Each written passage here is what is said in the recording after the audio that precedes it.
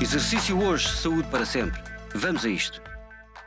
Professor, o excesso de peso e a obesidade são de facto dois problemas alarmantes em Portugal e no mundo inteiro. Que análise faz da situação? A situação do excesso de peso e da obesidade é de facto preocupante, não só no nosso país, como em todo o mundo. Isso resulta das grandes modificações do estilo de vida que se verificaram nos últimos anos. Em Portugal, se nós considerarmos o excesso de peso e a obesidade, nós temos mais de 50% da população portuguesa com estas características. É muito. O que é muito, e particularmente nas crianças, Portugal e Malta, portanto os países até, digamos, do sul da Europa, têm prevalências que são das mais elevadas de toda a Europa. Ok. E o que é que podemos fazer para reverter a situação, se é que pode ser revertida? Pela primeira vez, nós tivemos este ano uma boa notícia, que foi nos Estados Unidos, onde a situação ainda é mais dramática do que em Portugal. Pela primeira vez apareceram os resultados de redução da prevalência da obesidade infantil. E isso resultou do empenhamento pessoal da primeira lady americana, portanto da Madame Obama, que se empenhou e fez disso, digamos, o seu campo de atuação enquanto esposa do Presidente dos Estados Unidos. Isso quer dizer que é possível mudar, que é possível se nós nos empenharmos, e muitas vezes tem mais a ver com o empenhamento da sociedade em geral do que propriamente até intervenções muito diretas. Portanto, se é um problema social, tem que ser a sociedade que tem que intervir. E como é que se empenha a sociedade a ter esse género de comportamentos? Porque, no fundo, é uma questão de comportamentos, não é, professor? Exatamente. Eu acho que é muito importante, primeiro, aumentar a consciencialização de que isso é um problema. E, apesar de tudo, isso não tem sempre passado. Passa fugazmente. E, portanto, se nós conseguirmos, a nível das escolas, dos pais, e penso que se a perspectiva é sobretudo em termos de prevenção, nós temos que começar em idades muito precoces.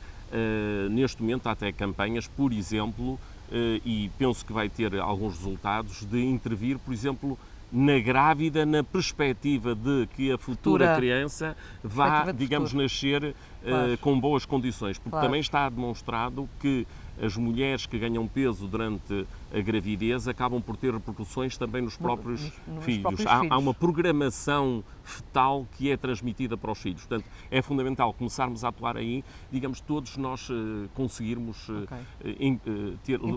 empenhar-nos e aumentarmos um trabalho individual que depois tem um efeito coletivo, é isso, professor? Exatamente. Poderá ser acho isso, que não é?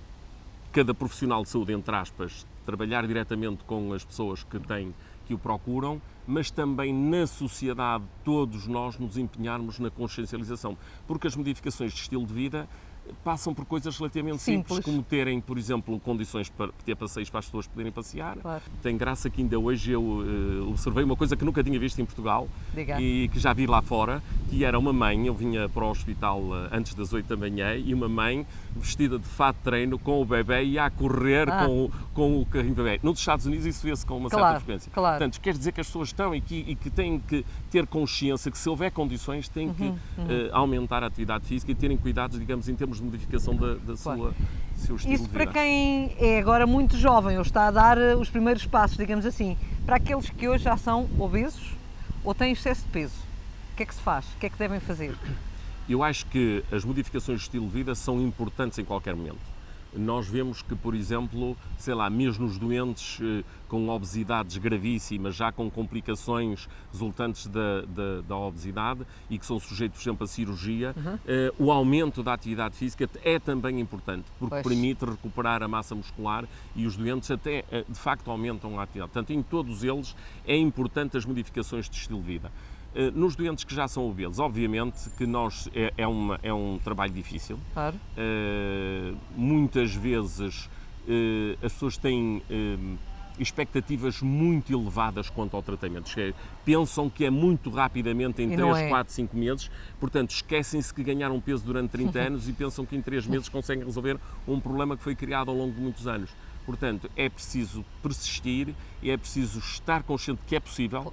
E quando nós conseguimos fazer o clique que faz com que o doente seja capaz de modificar e compreender que tem que se modificar, os resultados aparecem. Aparecem, Portanto, não é? é fundamental isso. Não ficarem com problemas de que não são capazes. Exatamente. Isso é básico, e de não é? que nunca é possível. Não, é possível. E depende, e é talvez das situações em que o doente é o principal construtor e o principal motor. O médico, digamos, pode dar os conselhos, mas o doente é que tem que realizar, digamos, toda esta modificação do estilo de vida, portanto, os cuidados alimentares, a atividade física, passa muito por ele e depende do seu empenhamento. E as pessoas não devem desistir. E a indústria alimentar diz-se que também tem um papel em todo este processo. Estará disponível para para travar esta guerra? Eu creio que sim. Portanto, tem havido alguma tentativa e é verdade que tem havido alguma redução, por exemplo, do teor de gordura, do teor de sal. Portanto, mas é preciso ir mais além. Muito mais, não é? É preciso ir muito mais não além. Chega. Nós temos que avançar e penso, há duas medidas, há medidas que são importantes, que são legislativas e que têm a ver com a indústria. Okay. Por exemplo, o exemplo dinamarquês da Fat Tax, portanto, uma taxa especial sobre alimentos ricos em gorduras que revertia para a redução dos impostos em produtos de melhor qualidade sob o ponto de vista alimentar, é uma das ideias. Infelizmente, depois de ter vigorado há algum tempo, acabou por ser abolida. Portanto, mas é por aí o caminho, não é? Eu acho que é isso que é importante. Não só a nível de produtos açucarados, como os produtos ricos em gorduras, nós temos que limitar. Eu acho que não há volta a dar. Não estou aqui a ser fundamentalista em termos de lei seca, mas eu penso que é importante as pessoas terem consciência e acho que uma das formas, porque é preciso ter consciência de que os produtos de melhor qualidade, do ponto de vista alimentar, os produtos hortofrutícolas, são mais caros. Claro. E, portanto, nós podemos reduzir as taxas se pudermos ter compartilho da outra parte. E as pessoas que eventualmente que são saudáveis, entre aspas, e que querem comer aquele produto, pagam um pouco mais para ele para reverter a favor dos outros. Eu acho que é essencial. Portanto, é possível, é necessário e é indispensável que isso seja. Uma parceria, digamos assim. Exatamente. Deveria de haver uma parceria. E a comunicação social tem também aqui um papel importante ou não?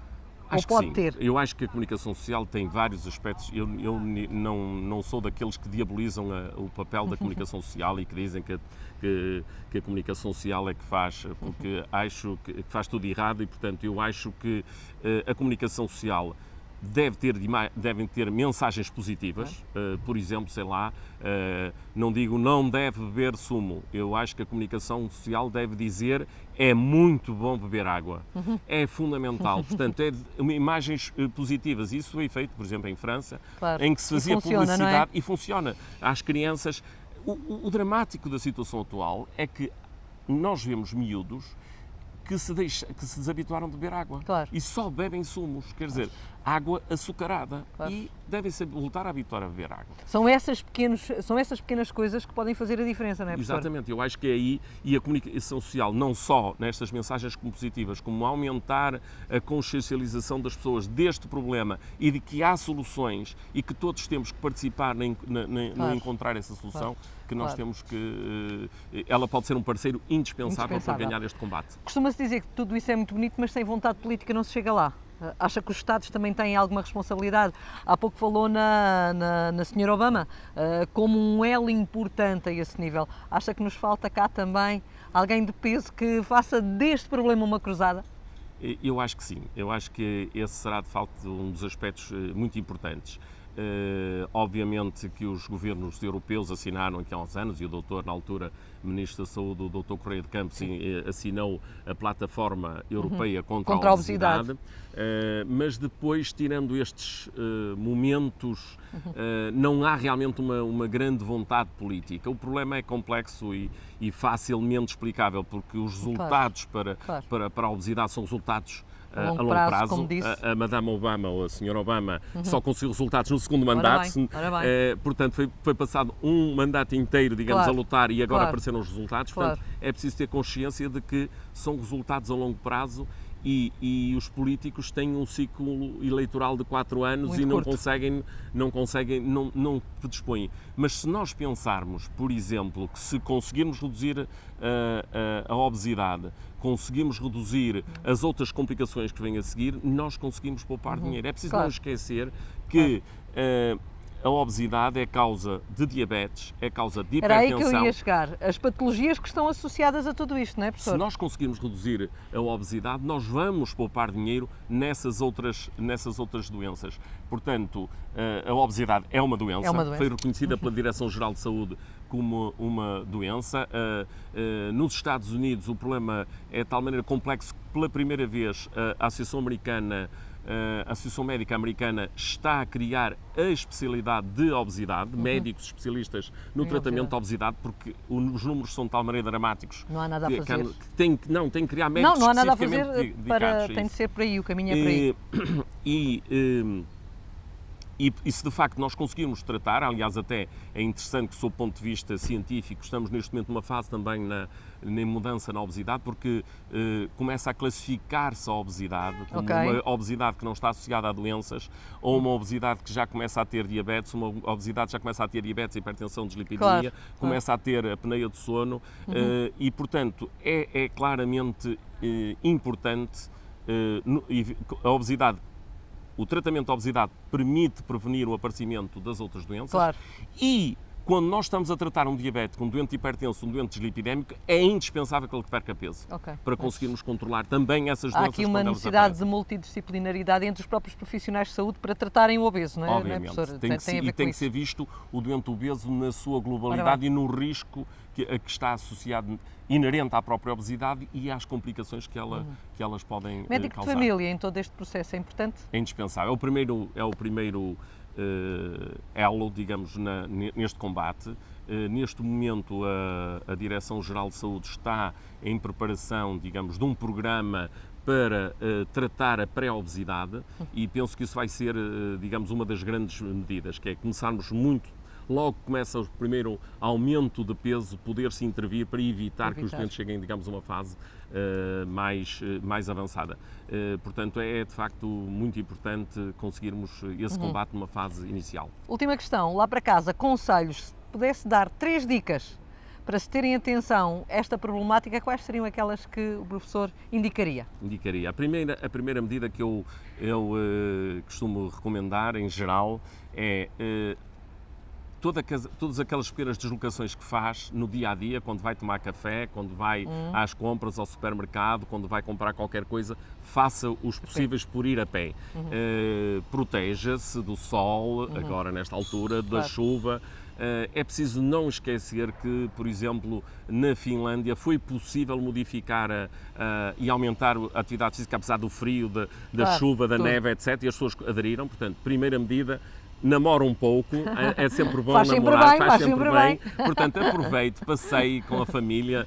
Esta é a primeira grande medida. Depois, mantenha as tradições alimentares, aquelas tradições que durante anos se mantiveram e que se começa a perder, o comer a sopa, o nunca saltar o pequeno almoço, o fazer uma pequena merenda, que agora se chama snack, se chama não sei quantos, mas a nossa tradição fundo é merenda.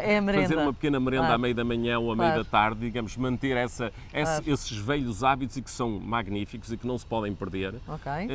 E em terceiro lugar, regularmente, quando tiver oportunidade,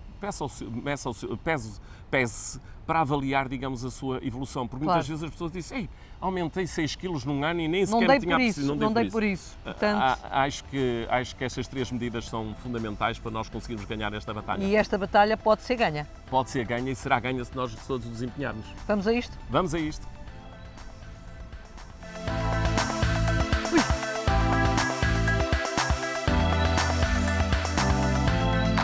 Exercício hoje, saúde para sempre.